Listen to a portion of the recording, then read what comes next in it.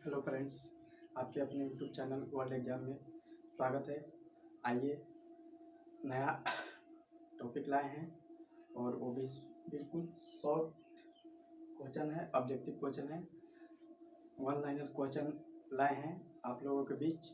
और मेरा वीडियो अच्छा लगता है तो लाइक कीजिए, कमेंट कीजिए, सब्सक्राइब कीजिए और बेल आइकन दबाना ना भूलें ताकि जो भी वीडियो अपलोड हो वो सबसे पहले आपके पास पहुँचे। तो चलिए क्वेश्चन को सॉल्व करके हम आप लोगों को दिखाते हैं। तो अगर वीडियो अच्छा लगता है तो नीचे में कमेंट करें। चलिए, तो सबसे पहले क्या है कि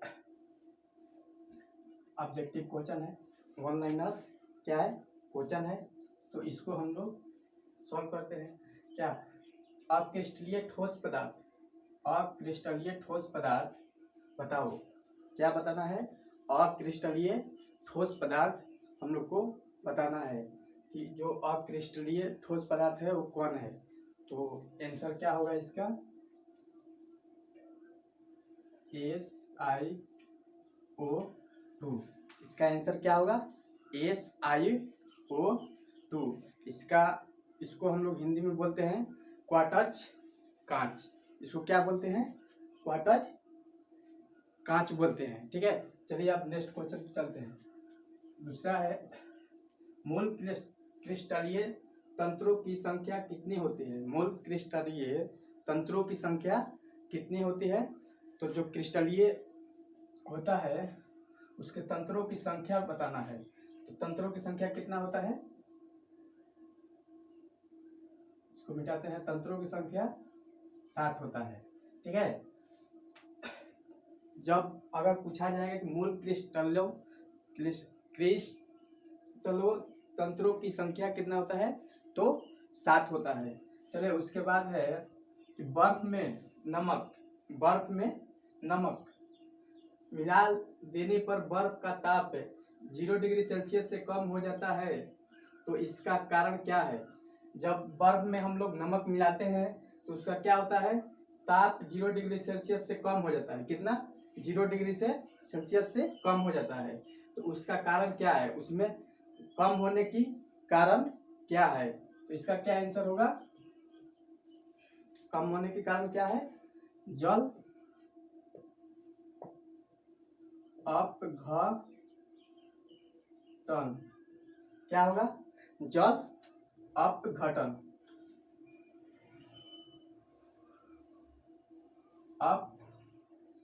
जल अपघटन।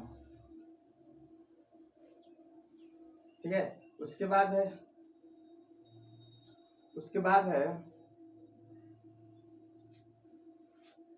किसका हिमांक अवनमन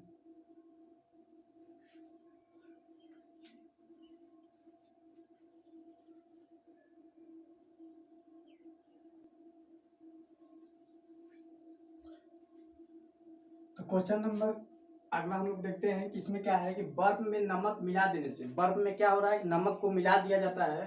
ठीक है, मिला देने पर बर्फ का ताप 0 डिग्री सेल्सियस से कम हो जाता है। क्या होता है? जब बर्फ में नमक मिला देने पर 0 डिग्री सेल्सियस कम हो जाता है। ठीक है, कम हो जाता है। तो इसका कारण क्या है?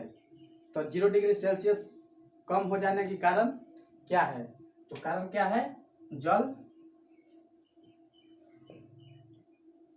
अपघटन।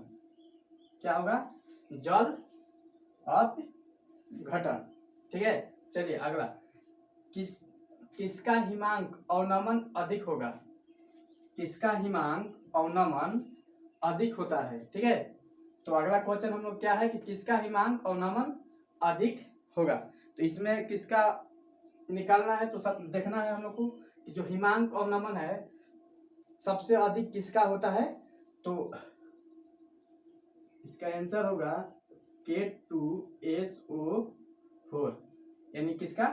K2SO4 का अवनमन अधिक होगा। ठीक है, उसके बाद अगला देखते हैं कि विलयन का हिमांक किसका?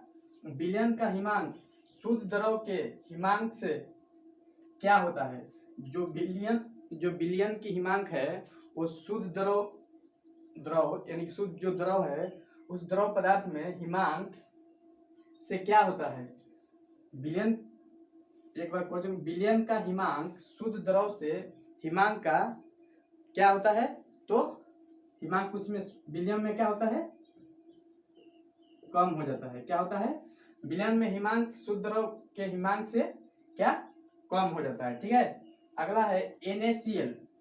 NaCl के तनु जलीय विलयन में विद्युत प्रवाहित करने पर कैथोड पर मुक्त होता है क्या।